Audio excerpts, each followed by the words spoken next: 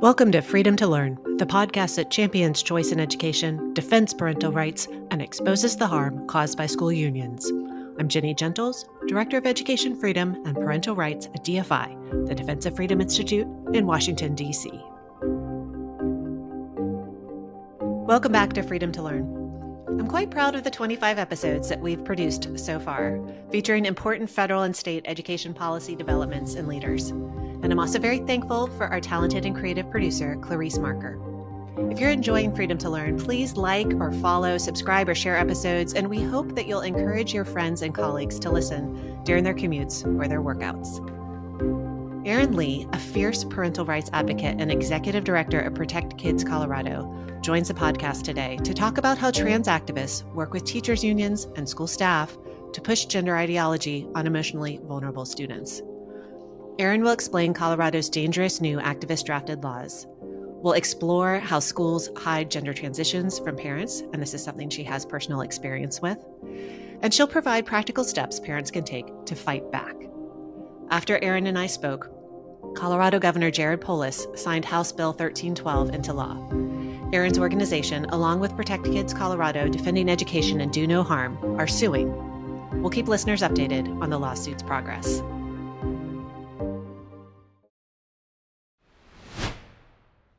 Erin Lee, welcome to Freedom to Learn.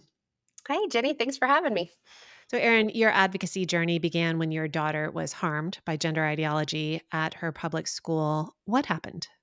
Yeah, we were kind of sleepwalking, unassuming, should mention very liberal leaning, non-faithful parents in 2021. I actually studied elementary education in school, and so was very pro public education. And we sent our 12-year-old daughter off to her public school on a regular Tuesday. And when she came home, she had been in an art club. So we thought that's what we gave our permission for. But it was actually a secret gender and sexuality awareness club where they brought in outside NGO called Splash, which also has an arm called Skittles for kids age 2 to 11 to talk about gender and sex. And this Splash organization taught my daughters things like if you're not completely comfortable in your body, that means you're transgender. If you don't know who you're sexually attracted to, that means you're queer. And then she was what I call glitter bombed for proclaiming those identities. What 12-year-old girl is fully comfortable in her body? And then she didn't know who she was sexually attracted to yet. That had legitimately not crossed her mind. So she was given swag, toys and flags and stickers. She was taught concepts like polyamory, how to access puberty blockers without my knowledge or consent, how to see a gender affirming care therapist in her school without my knowledge or consent, how to get her gender affirming care letter written, again, without parent knowledge or consent. And parents were repeatedly vilified in this meeting. Your parents may not understand your new identity. We'll be your family. You don't have to tell your parents about this meeting and our future meetings.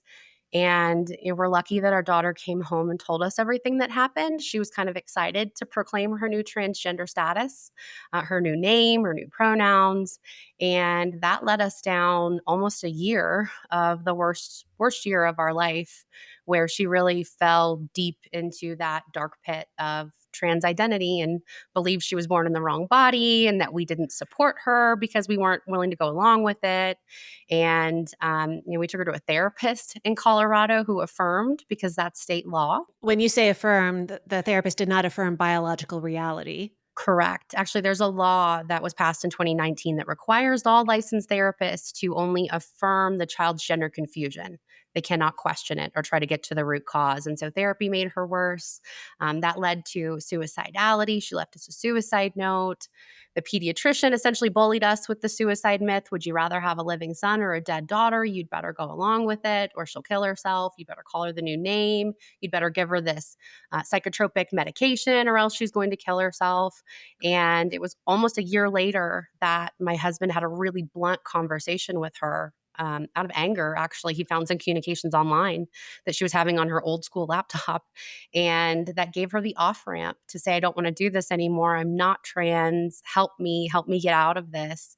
And so we were able to help her through it. And we're one of the success stories that are few and far between, because we learned this is such a pervasive issue that it affects thousands and thousands of families, that so many kids in all 50 states are being transitioned to the opposite sex at school behind parents' backs. It's being kept secret. And we had, opened the door on such a big issue that has affected so many families. And so we went really, really public about what we had been through. Erin, what you're describing sounds like what's called rapid onset gender dysphoria. And like you said, it seems to be happening to families across the nation. And often these stories are so similar, they're almost identical. Like, what are some of the warning signs that you could share with other parents?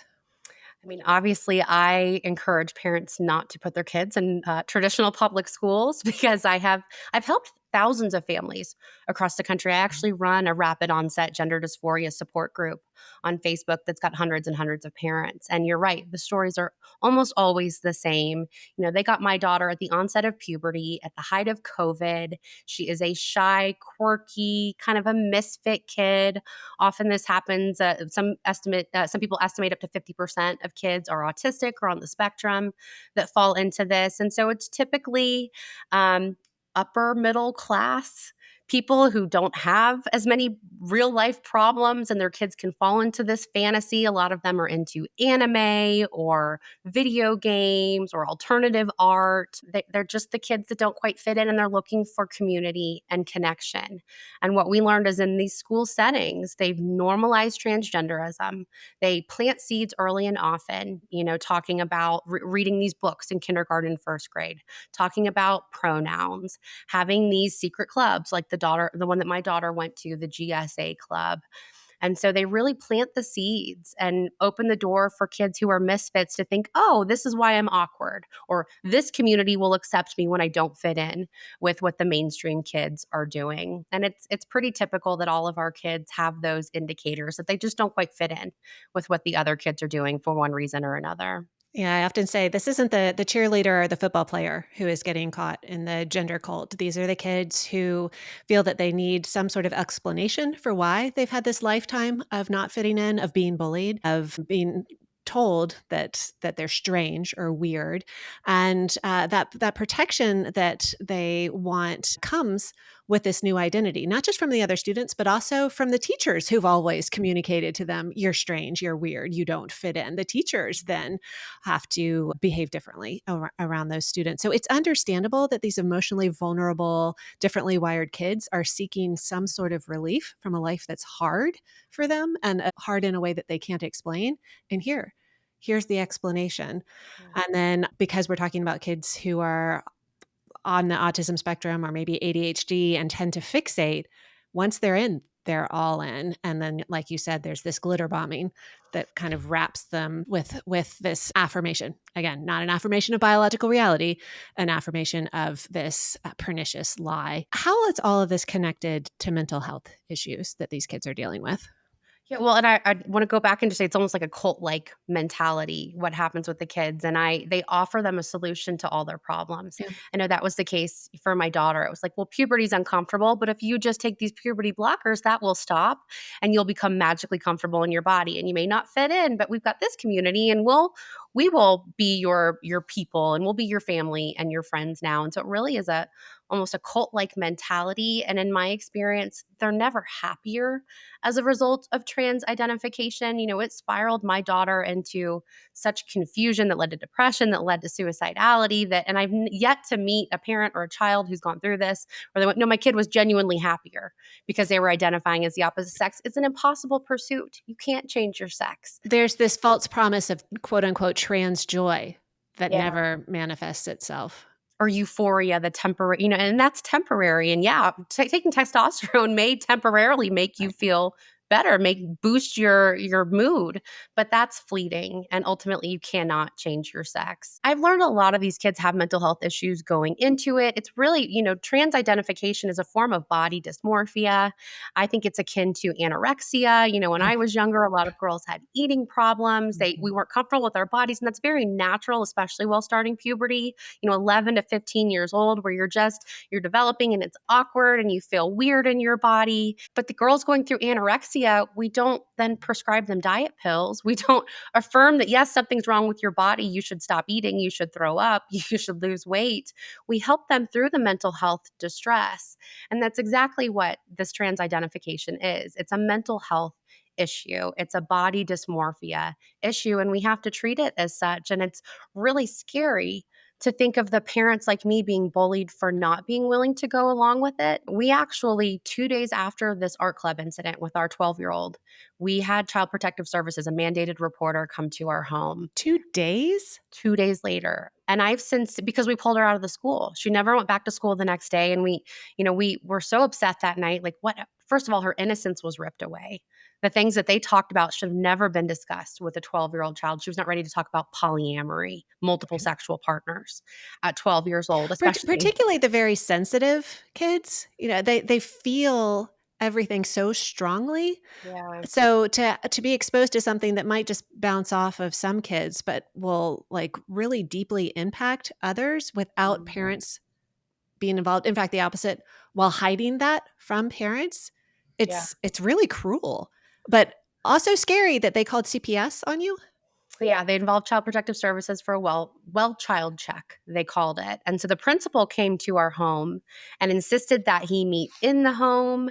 And in hindsight, I didn't understand that that was a well child check at the time. I thought he was being caring. I thought he cared about what happened to our family, because we called him upset the next day, like, she's not coming back to school. I can't believe this happened. Why did you lie to us? Who were these people who had unfettered access to my kid without my knowledge? You have destroyed her. You've ripped her innocence. You've confused her. She's not the same person that I sent to school yesterday. What is going on? And so they came to our home. He came to our home and was asking a lot of really probing questions. And again, I thought it was out of a place of concern. And then when I got public record requests, I learned how to FOIA and I looked into what they were saying behind closed doors. They referred to us as barriers that had been removed at other schools. When parents find out about these secret clubs, here's how you remove the barriers. The school board, the administration, everyone was, building this coalition against us behind closed doors. And we were just unassuming. We were reeling from what they had done to us, what they had sprung on us. They talked about how we didn't have a right to know about what was happening in school. We didn't have a right to know about the clubs. We were barriers. They should send in someone for a well child check on the welfare of our kids. They were referring to our daughter as a boy by the name Toby. Within a day of her even learning about this. Yeah. Yep. And so they got the inkling that we Goodness. weren't going along with it. We're not sending her back to school. We're not okay with what you did. Therefore, we must be abusive. We were immediately branded guilty until proven innocent because we weren't willing to go along with it. Okay, so let's talk about what parents should do when they're in a situation like yours. You did the kind of the top option that shows up in books like Abigail Schreier's Irreversible Damage and in some of the other ROGD circles for advice to parents. Pull the kid out of the environment that's fostering this, that's creating this identity and driving a wedge between the emotionally vulnerable child and the parent. So, number one, pull the kid out. What else? As I said, I advise parents on this. I run a support group for hundreds of parents going through this, and my advice is always harsh. It's remove every single negative influence. So for us, that was get her out of the school environment. Like, no way they're going to continue to influence her. We took the cell phone away, and she hated me for it. And I had to have that conversation. Like, it was my fault giving you this. You're 12. You should not have unfettered access to the internet in your pocket at all times. That's my fault. That was a bad parenting move on my part. And now I have to undo what I've done. You have to give me your phone back. We cut off the internet. We cut off toxic friendships. The people in her life that were feeding it, yeah, you're Toby, you're a boy, I support you. Those friendships had to end. They're not going to let any negative influence in her life anymore. And Erin, when you're talking about friendships, are you talking about adult influences as well? In my community, the Girl Scout leader who's known the child since first grade is eager to affirm. So you've got to cut off the adults too. Both. I mean, but the child friendships too. A little girl in our neighborhood that we said, no, you're not going to go play with her anymore. And my daughter was such an innocent little girl that she was, sleeping with the teddy bear and going down the street to play dolls with her friends. Like, she was such an innocent 12-year-old girl. But for us, it was remove every negative influence, and we had to really evaluate our lives. We were, again, very liberal leaning people at the time. And so my inclination as a teacher by training was to go along with it. So initially, I almost went, well, maybe I should call her Toby and maybe I should just do this because I know if she doesn't, I'm not affirming her true identity and it could harm her to not go along with it. It was my husband who was like, absolutely not. No, this is not real. We're not doing it. So things could have gone very differently if I had affirmed. So another piece of advice for parents is don't go along with it. Be creative if you have to, but do not call them by the other name. Do not capitulate to the pronouns, the pressure to call them whatever they want to be called. You're only feeding their mental health distress and pushing them further down this rabbit hole, and it will become harder to pull them out. I mean, a 90-minute meeting preceded by some subtle seed planting by the school district led to almost a year of my daughter's identification. And that's with us doing very drastic things to get her out of it. So remove every negative influence, don't affirm, and replace them with positive things. You can't just take the phone away and the internet away and expect her to sit in her room by herself. We started having, more daddy-daughter dates. Every Friday after school, we put her in a private Christian school. I would take her to GameStop and we would get Pokemon cards and a new Nintendo Switch game that we would play together as a family. And she's a big avid reader, so I would take her to the library more often and get her in youth group at church. And you've got to replace the negative influences with positive ones, but it's not an easy journey out of this nightmare.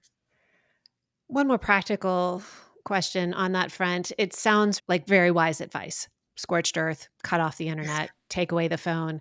But even some private schools will have assignments where you need to research something on the internet. Did you all find any filters or any ways to handle that? Or did you have a wonderful school that was all pencil and paper? Yeah, we got lucky on the school that we found, a tiny little private Christian school where she's got 16 kids in her class. And for a shy, quirky kid who's been through such trauma to be able to go into that environment where she could meet all of everyone, quickly and learn each other's names and very, very hands-on parent forward school where I can be in the classroom any day I want and they communicate everything that's coming home. And they're very, very strict on those things. So my son's charter school, same thing, no electronics. They have basically no screens in the entire school. It's all paper and pen, traditional core knowledge school. So we got lucky with the school choice options that we have here in Colorado. I understand that's not the case for all parents. I do maintain that homeschool is the safest option when you find yourself in this situation. But we got lucky on that front. We really trust our schools. You mentioned that you feel like maybe it was a mistake giving her a phone at 12. What do you advise parents maybe as a preventive tactic? Yeah, I don't encourage it. I mean, when I was a kid, cell phones were just coming out, but I didn't get it until I turned 16 and got a driver's license and needed to be able to communicate with my parents. But one thing we did I have a son who's 11 now. And so for his 11th birthday, he got an Apple Watch and he can call me, I can call him, and that's it. There's no internet, there's no browsing. It's got a GPS tracker. So if he's playing in the neighborhood, I know where he is. I can call him home. But it really is just a communication device and he's limited to 3 contacts. And there's things like that, like the Gizmo watch for younger kids. And I actually equipped him to say, hey, if anything funny ever happens at school, or if anyone, anywhere, if an adult asks you to keep a secret, like they did with your sister, or someone makes you uncomfortable, you call mom, even if that's the classroom. And so I feel safer as a parent knowing he's got his watch in his backpack and he can call me if he needs to. Well, with so many school districts and now states going cell phone free, bell to bell, those Apple Watches are going to have to be put away during the school day. But overall, that does sound like good advice. I would say my 16-year-old has a flip phone, and my 14-year-old has Smart. not gotten a phone yet at all. It is possible, parents. And no laptop really. Like we have a desktop, the kids can use the computer in the office where we can see them. They just don't have access to the internet without us knowing Yeah. what they're doing. And there's lots of parental controls. If you do have a phone, lock it down. Make sure you know what's happening. I just think technology is so dangerous. There are so many pitfalls for these kids, and especially when it comes to trans identification. There are so many predators online. In fact, my school district, during my daughter's art club, connected her to her groomers on Discord and WhatsApp secretly and gave a cell phone number to the woman who groomed her. So she was secretly connected to her groomers online in avenues I didn't even know existed. I didn't even know what Discord was.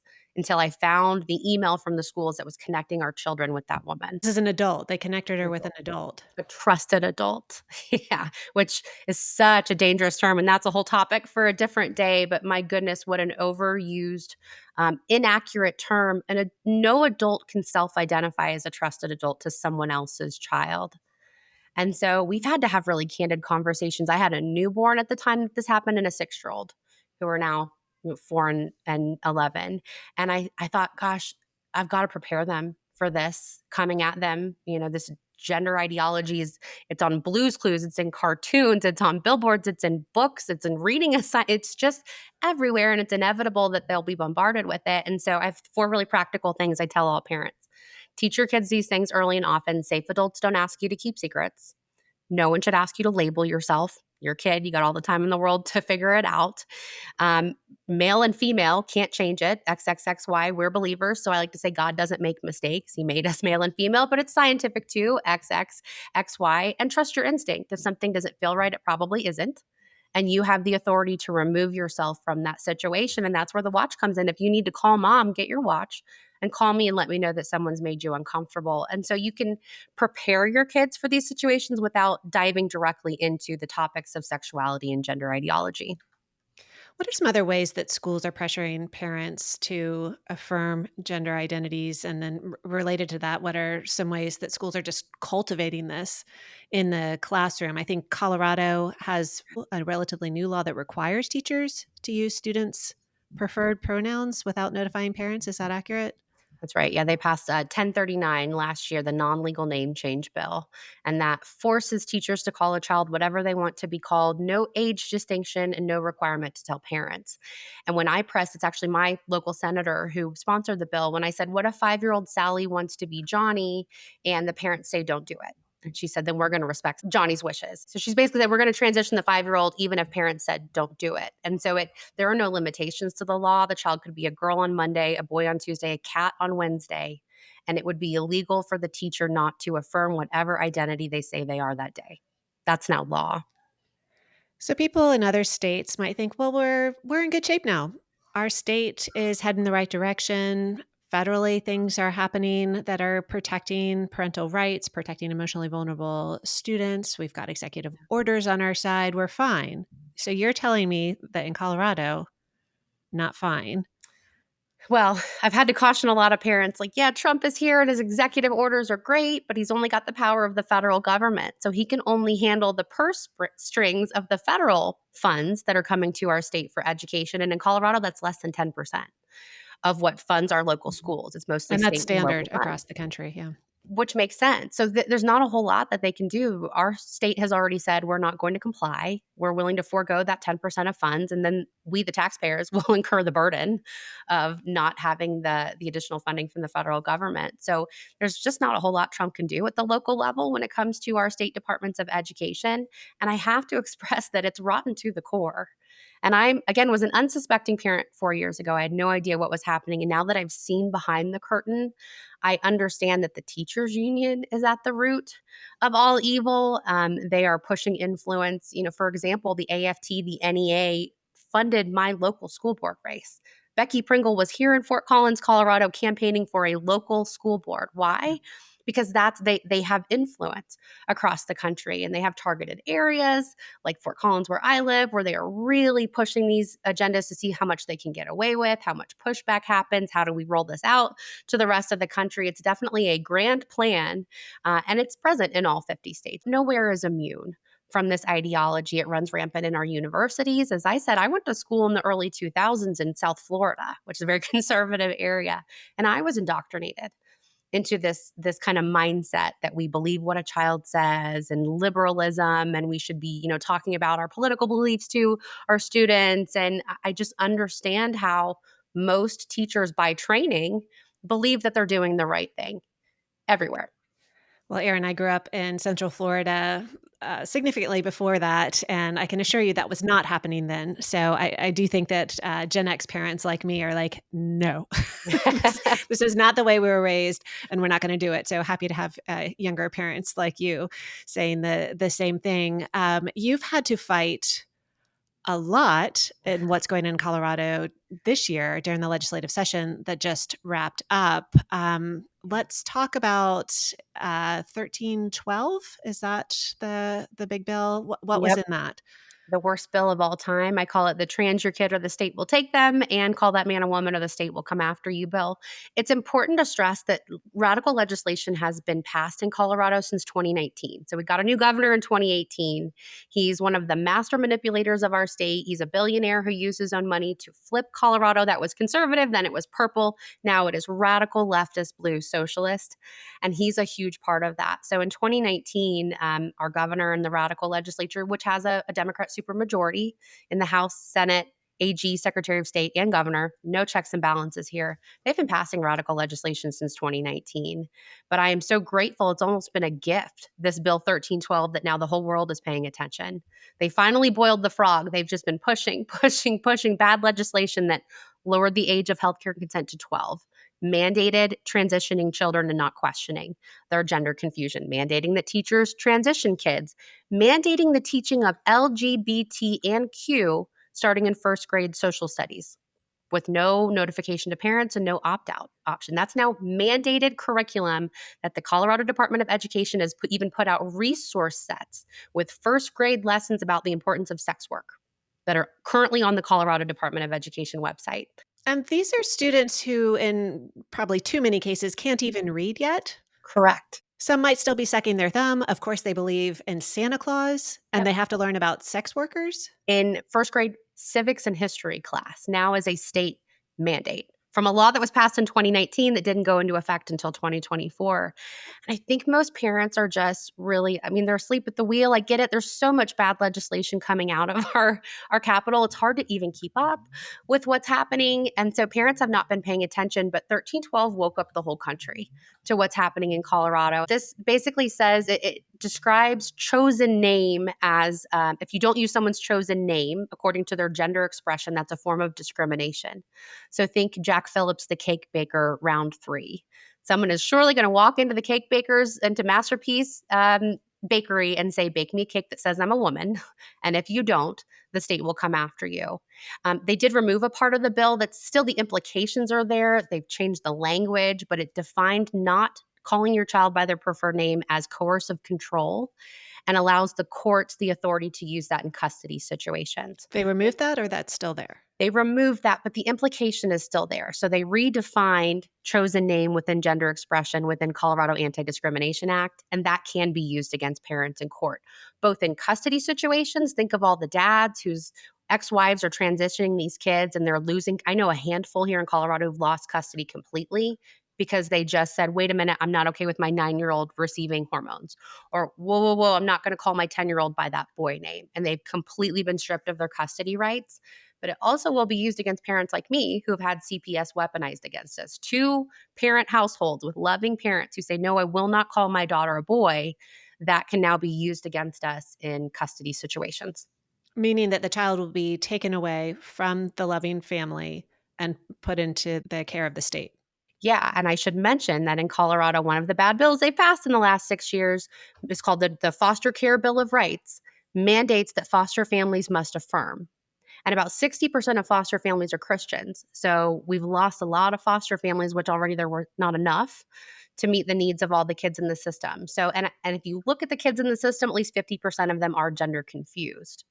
So these kids are going into homes where the parents or the foster parents are required by law to affirm their gender confusion. And so I call it the classroom to trafficking pipeline. My daughter was almost put on it. It started with an art club, and then all of a sudden CPS was in my home. And then all of a sudden, I learned that the groomers who are in the classroom are licensed social workers and caseworkers. And they've got a network of affirming families who will transition your children once they can remove them from your home. And I have been in contact with multiple parents, both who have kids who are still missing, who've been trafficked, and parents who've gotten their kids off of that conveyor belt, but who were vilified by Child Protective Services and these NGOs for not affirming the confusion. Erin, all of this is so alarming. And Thank you for all that you're doing in Colorado and nationwide to fight it. How are you rallying opposition at this point? It sounds like it's up to the governor, and let's go ahead and say that this is Governor Jared Polis. So those of us who live in Washington D.C. might think of him as a that mild-mannered congressman who supported education reform and charter schools. He's a rational guy, and you're saying no. No, no, he's a radical. He's a radical leftist. He's a puppet master of the most radical agendas behind the scenes, including this transgender agenda and all the legislation that's been passed. So he's the one that put forth some amendments on this 1312 bill. He pressured the senators to run some amendments that just changed the language to confuse the voters and to gaslight the parental rights argument by removing the explicit attack on parental rights, but the implications of the bill all remain the same. And so that was his tactic, was to get some amendments through, run a public campaign that there's nothing to see here. The bill's fine now. If I sign it, it's not a big deal because it's not that bad anymore. And I think he thinks he got away with it. We will fight it in court, just like we do all of our bad laws here in Colorado. You'll see us surely we'll see us at the Supreme Court fighting 1312 in 5 to 6 years. But what's scary is that for 5 to 6 years, families are impacted. People will be affected by these radical laws that we have no other recourse but to challenge in court. Well, and 5 and 6 years is extremely long time when you're talking about a child going through the school system. I mean, your story is 1 or 2 days, and then it took a year to bring her back out of that gender cult. So we don't have 5 or 6 years when we're talking about emotionally vulnerable kids and their parents who love them so much and want to protect them. Yeah. What are some practical ways beyond lawsuits that you all are taking this on, and what's happening specifically in the schools? Yeah, I've had a really big campaign for the last 4 years just to educate parents about what's happening. I formed an organization called Protect Kids Colorado, and we work alongside, there's another great org called Colorado Parent Advocacy Network. And so we've done a lot of work just to educate parents on what's going on. I think our biggest hurdle was just lack of knowledge. Also, willful ignorance certainly plays a part, but it's important for parents to understand they have options. We are a very pro school choice state. We've got great conservative classical core knowledge charter schools, private options. We're a very homeschool friendly state. And so, I think education and exposure is our number one tool. I encourage people to just talk about it in your communities. The most impact we can make is in our own sphere of influence.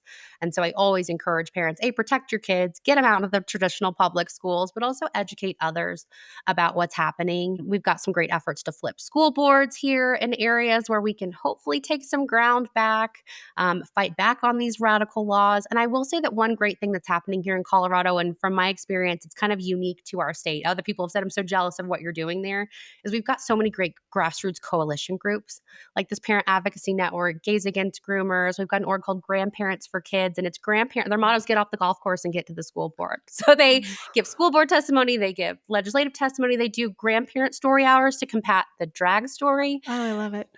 hours that are happening in our libraries. And so we're just building this really great coalition of grassroots accidental activists like me who went, wait a minute, now I've seen behind the curtain. I can't just sit back. I have to tell people, I have to do something. And so my organization, one last thing, is we're running citizens ballot initiatives here. We filed 3 to fight child trafficking, child mutilation, and men and women's spaces.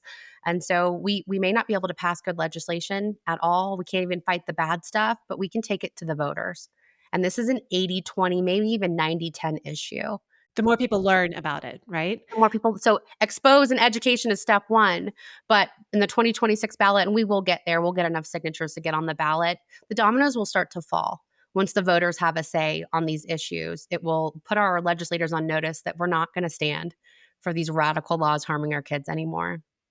Well, and you've mentioned the tool of public records requests, and that's all part of that exposure. So that's an excellent tool, and I'm sure you're able to equip parents to help them learn how to do that. Yeah, and most parents didn't know. I didn't know that I had that right, that my government's beholden to me. I can see everything that they're doing. And so, yes, I've helped parents fight back. Now, they're very costly. I've spent thousands of dollars on them, but there are organizations that are willing to support. And so I tell all parents, look at what your school's doing. Look into their emails. Always start with the finances, the grant money and the money that's coming in will speak volumes and show you what rabbit trails to follow and see what's really happening behind closed doors. And that's really eye-opening to see some of the things that are happening that parents had no idea. Erin, how can people follow your work? So I go by Erin for parental rights on all social media. It's Erin4parents on Twitter. And then I have our X now. I have a website called stopgenderideology.com. I know it's a mouthful, but that's a resource for parents like me who suddenly find themselves with a gender confused child and have no idea what to do. So I've got some literature, some films. We also made a film about our story. It's at artclubmovie.com, and we're committed to keeping that free. That's just our personal story of what our family went through, how we overcame what happened in our school, and we tie in some really great expert testimony. January Littlejohn from Florida is also featured in the film. So that's a free resource I encourage parents to watch. Yeah, we talked with January Littlejohn earlier this year on the podcast. Both of you are incredible leaders in this movement to fight gender ideology. And you didn't have to be. You could have just focused on saving your daughters and keeping your families safe. So thank you for what you're doing, because there are a lot of other families out there who are completely consumed with trying to keep their children safe, and they can't fight these broader battles and certainly don't think as strategically and aggressively and effectively as you do. So Erin Lee, thank you so much for your commitment to parental rights, to protecting vulnerable children, and thank you for joining Freedom to Learn. Thanks for having me. Freedom to Learn is a production of the Defense of Freedom Institute. You can learn more about DFI at dfipolicy.org. If you have feedback or suggestions for future podcasts, please reach out to us at podcast@dfipolicy.org. If you enjoyed today's episode, please subscribe and leave a rating and review wherever you listen to your favorite podcasts.